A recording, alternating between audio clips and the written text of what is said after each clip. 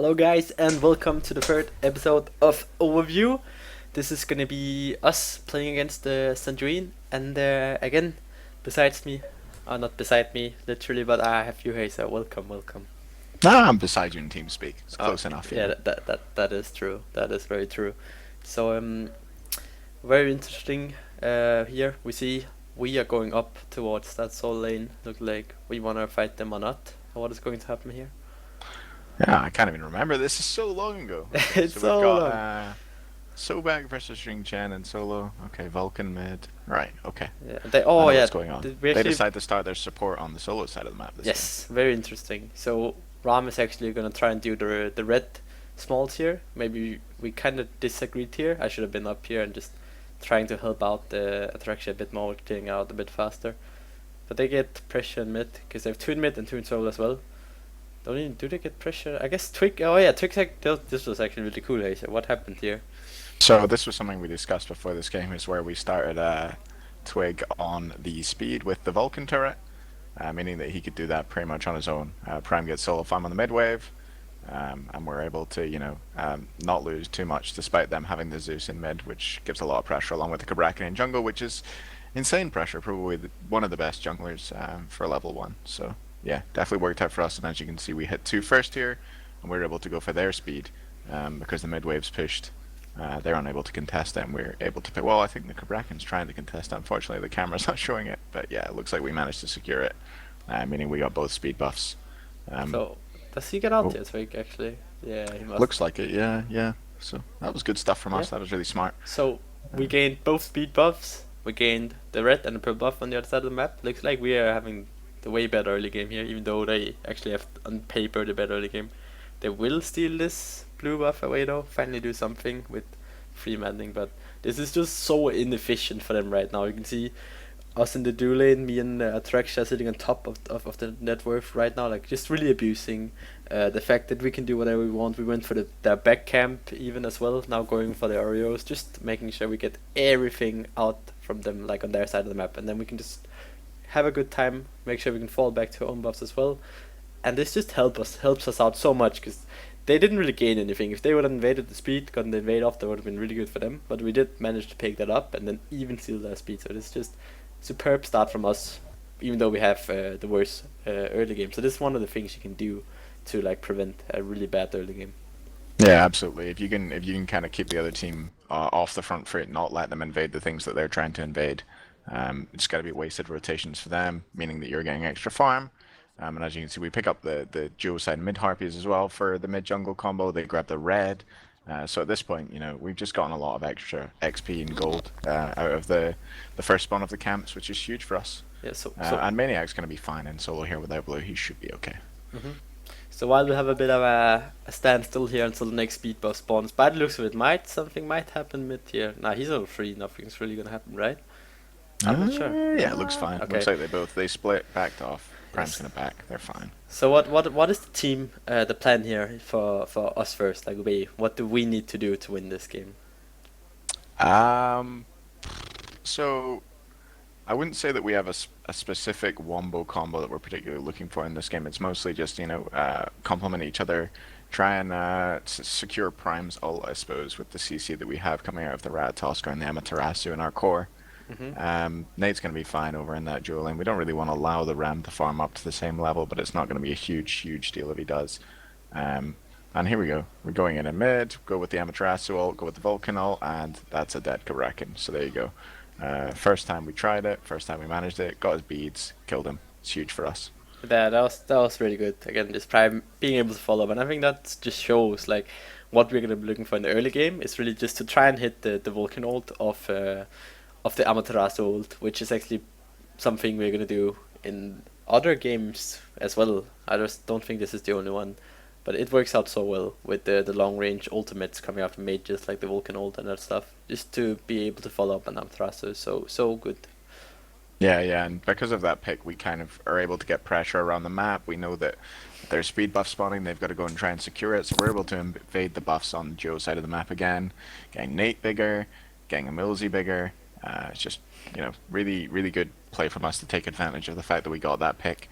get as much farm as we can off the map, and give us a fairly significant lead already, only at 4 minutes into the game.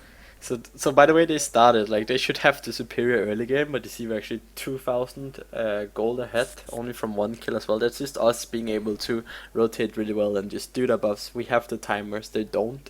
So we just know when they're up, and they don't really don't, so they can't be in position, especially after we got the kills in the mid lane there. So there's nothing really they can do. So what do Sanguine have to do to win this game, like to come back from here, right? Because they are kind of early game, and this is kind of meh for them. I think they basically need a mid-game team fight before we hit 12, before we can start getting Phantoms and Aegises online, where they get an enormous cage into Zeus ult. As we go on the Zeus, we force out his beads with the Amaterasu ult. There we go. They go for the cage this time. Oh yeah, I It actually survived this for like 10 catches years. EmilZy, yeah, but he gets out because the Zeus basically can't detonate because we killed him.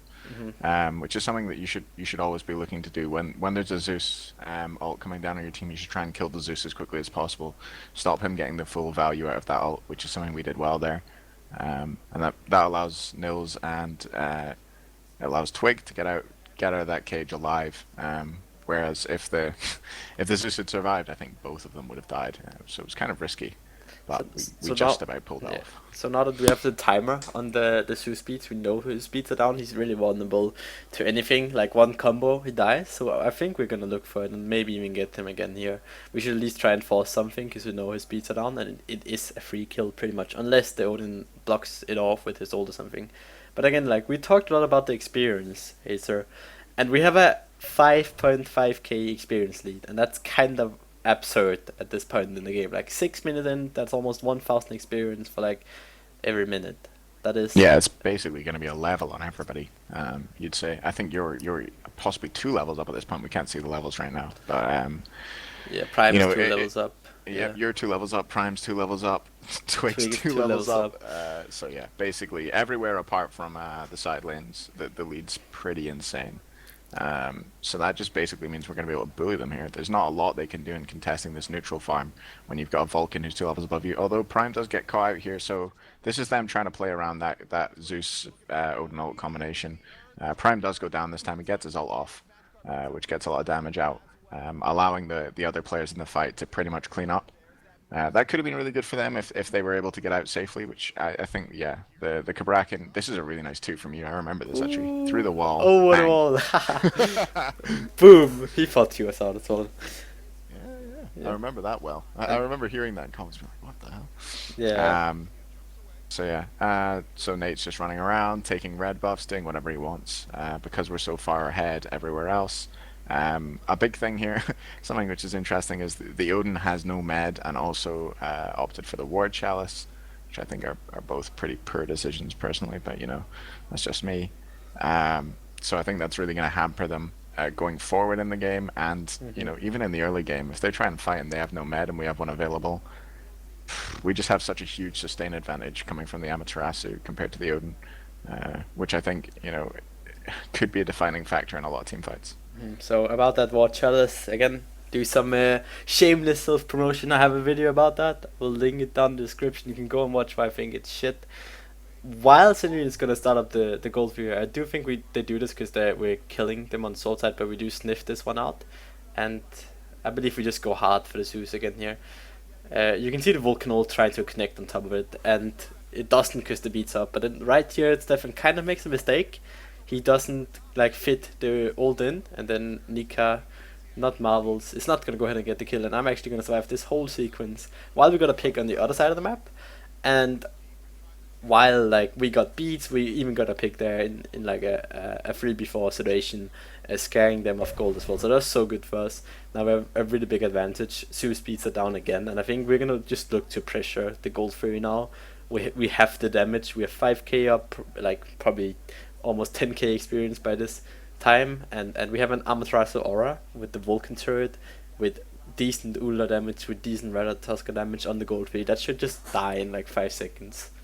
Yeah, yeah. Again, this is something we've discussed before as well, and you saw it. There was the Mark of the Vanguard value coming out against that Zeus. All of his damage comes out, and it doesn't come out in one burst. It comes out in sort of ticks. So the Mark of the Vanguard is really really cost efficient here. That was one of the two things that helped EmilZy survive there. The other thing being the fact that the Zeus ult was kind of placed incorrectly. So they really committed hard to that kill. They thought, you know, this is our moment. We got to kill the Amaterasu. This is our way back into the game. And just a combination of the misplay and the good buy by you on the Vanguard. This is old Vanguard as well before it got nerfed, so it was even stronger back then. Allows us to just win that fight, make sure we can pick up the oracles, and now we have vision control over the Gold Fury. They can't really look to sneak it again. We can definitely look to do it with the insane And objective damage in we it. have. Yeah.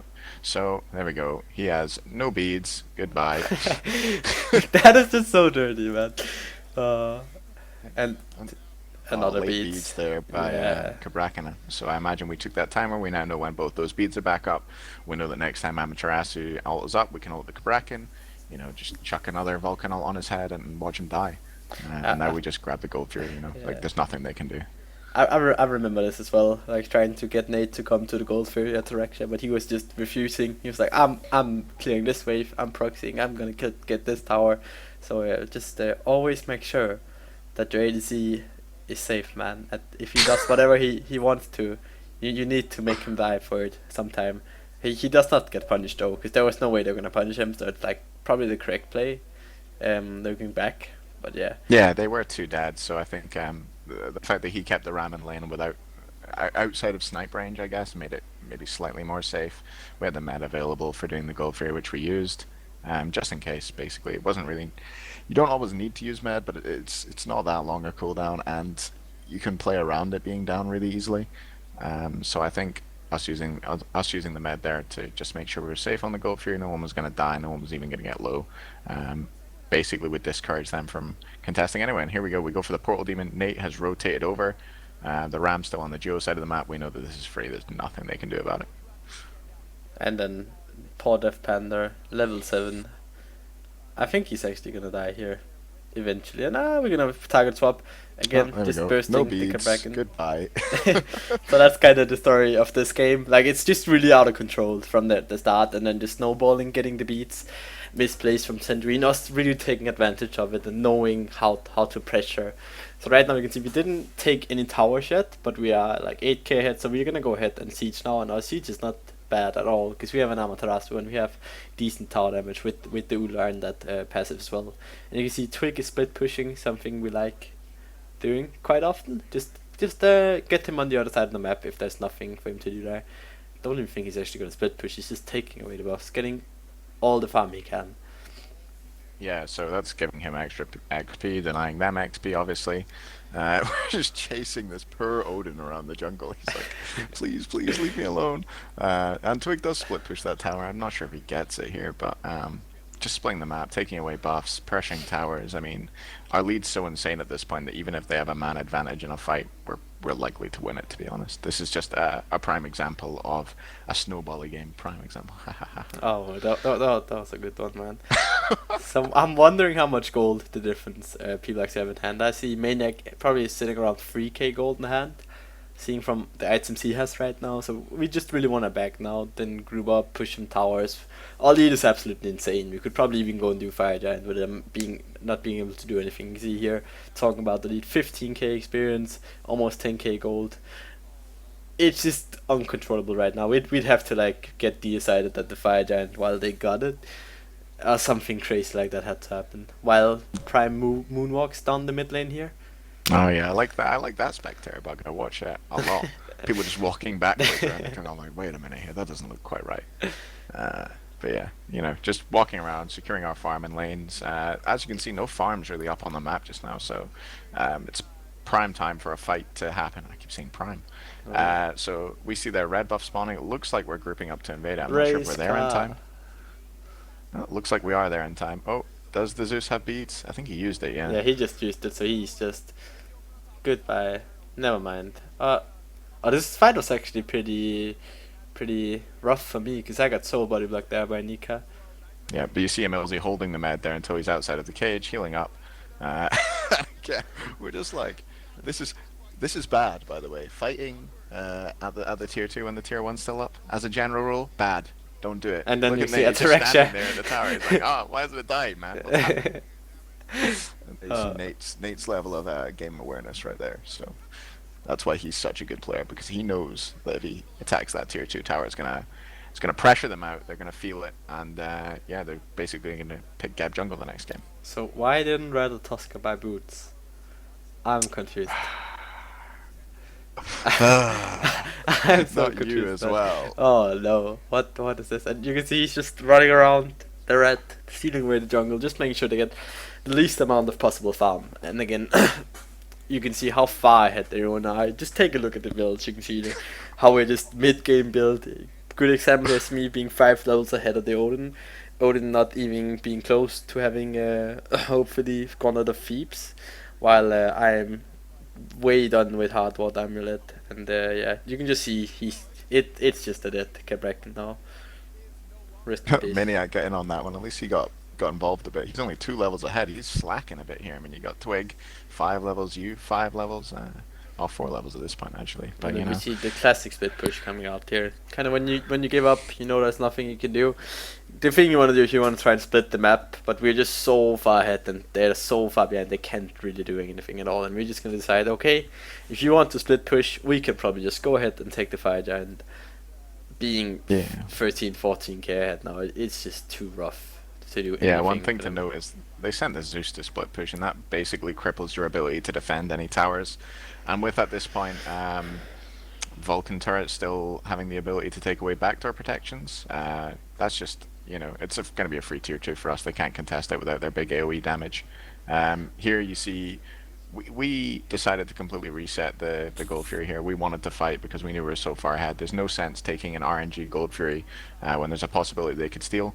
And that does kind of look like a whiffed Vulcan ult, but it really isn't. What it did was it stopped their 2 carries from being in the fight. While we took out, you know, the Jing Chan, we took out the Odin. Not the Odin, the Cabrakan, sorry. And then we can just run them down after that. They have no peel left. We're able to take the carries down. So although the Vulcan ult didn't do any damage, it definitely really helped us win that fight. Yeah, I agree. And now we're just gonna go ahead and take Fire Giant with some moves that's gonna make DM Brandon proud here. You see, no one is getting hit by it at all. And then Yeah, all full health, all full health. general That's good rule is take Fire Giant, then get Paul Demon, then you just 5-man back. You're probably gonna see his 5-man back. Nope. Yes. Nope. Yeah. We get Nate did it. convinced. In the end, if you back Nate, you can still go and do the red buff. So he's just gonna stay chill. And this, from here, it's probably just gonna be us going and pushing right. I think this is fine. What we want to do is we want to push down left, but if we can remove the objectives on the one side of the map, it's just gonna make it that much better for us to push on the other side of the map, and it doesn't really matter which Phoenix we get at this point. And we see Cabrakan having good wards. Again, he's just gonna goodbye, my Eighth friend. death for Fisher. Just For have it. Fisher. As you can, Zeus is split pushing. Yeah, rough game again. We're just gonna push the Phoenix here. They can't really do anything about it. If they would have Odin Cates this, they should have done it by now. And again, it's just a split, but we're just doing huge damage with our basic attacks because of that Amstrasor. And I think they should go in here. Yeah, they do go in as well. They have a girdle as well, which is actually a pretty decent fight for them if they do have anything. But again, just zoning out the back line, forcing their relics. We're just too far ahead right now to die. See, Atrax getting out run health as well. Maniac Was going Maniac deep. gonna die? Oh, Maniac. feeder. Feeder. Feeder. Good So yeah, snipes, we went a Nika. bit deep there on that mid Phoenix. That was a mistake. Yeah. That was definitely a mistake right there. I think we had plenty of time on fire. We could have gone back, got creeps, pushed down mid, baited out some ults, but we didn't really play that very well at all. So after Maniac's dead, we decide, no sense pushing a Phoenix 4v5. Let's just back out, grab gold, back off, wait for Maniac again, and we're not going to lose a fight twice in a row. We're not going to make the same mistakes. So yeah, that's one of these things where once you make a mistake like that, you just have to cut your losses and get out. Yeah, that's Which is exactly something what we we did did. very Like, well. we did Gold Fury, just making sure that if we 4-man back, they could get Gold Fury, then they have a bit of a better fight next time. But again, if you just look at the builds again right now, it's just a complete murder. Like, we have finished Ratatoska build almost, we have a finished Ratatouille and the Vulcan, we have, like, Sovereignty even on me, like, this is just so far ahead, and we're not even gonna go ahead and get any relics, I believe. Nope, it's just, we're just so far ahead that relics aren't really gonna do too much at this point. And I'm of course talking about the frenzy and stuff that is removed now, but wasn't removed at this point. Yeah. I think at this point, like, we're gonna win the fight. Doesn't matter if we have a frenzy. Doesn't matter if they have a frenzy. As long as we play the fight correctly, it's fine. So we just decided to get the creeps this time. We push down mid and down dual lane, which I personally like, especially when you have a god like Ratatosker who can ult in. So he can push down mid, you know, if the Odin initiates on him, if the Odin bird bombs the wave, he can just ult into the dual lane, and then we can guarantee that Phoenix. And then he's just gonna go in. It's so obvious. We're just gonna get the beats and then the ult after that.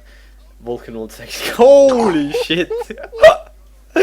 Oh my god, that did so much damage. Absolutely demolished. That is just like their solo inner, that tanky guy getting completely chunked. Shows how far we had. Take down the mid Phoenix, no problem. Tanky. Spirit Robe is his only match brought. So yeah, he gets a great ult onto EmilZy into a cage, and you know EmilZy and Maniac stand in the cage, and they're like, "Wow, this is nice." And they do not die, and then we kill the Titan, you know. We're gonna go ahead and end this game. So let me see if I can do this properly. Oh, I could. That is so nice. We're gonna take a look at the end game screen. This is something we retrieved. We didn't sadly have the post game screenshots of the last two games, but we do have it now. And as you guys can see, there's not a lot. EmilZy clearly winning the ward battle, actually pretty close. Versus with the Panda. chalice. Where is it the chalice?